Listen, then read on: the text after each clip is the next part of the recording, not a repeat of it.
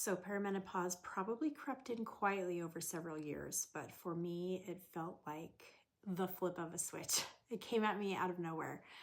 And I was still relatively young, and I thought I had plenty of time to have at least one more baby. But I experienced 6 miscarriages in a row at different stages of pregnancy, trying for just one more. And slowly, painfully, it became clear to me that my biology had decided for me that that chapter of life was over for me.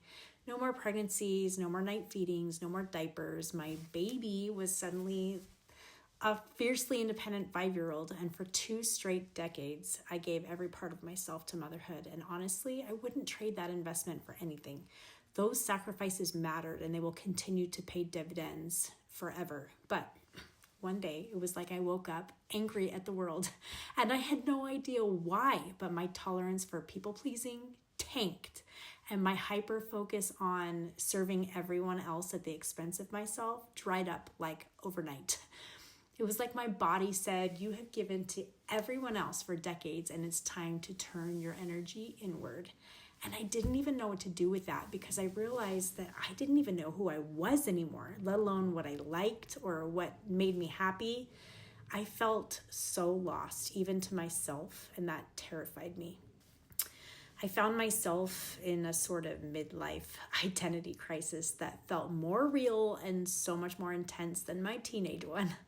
My emotions were all over the place, but I had never missed a period. I had never had a hot flash, so there was no way for me to recognize that this was perimenopause or even hormonal in nature at all. And what I didn't understand for years is that for many women, perimenopause begins as a nervous system and identity shift long before it shows up as missed periods or hot flashes. So for many women, the earliest signs are irritability, rage, anxiety unequal to their circumstances, sensory overwhelm, brain fog, or ADHD-like symptoms, a sudden loss of tolerance for chaos or awareness of patterns of self-abandonment, grief without a clear source, and a powerful urge to question absolutely everything. And no one prepares women for that, but there is biology behind it. And here's what's actually happening.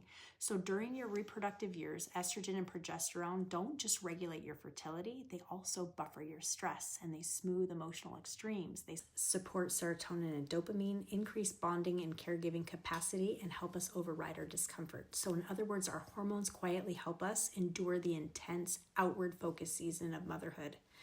But during perimenopause, those hormones don't decline neatly. They fluctuate wildly. And as that buffering system destabilizes, the nervous system loses its shock absorbers.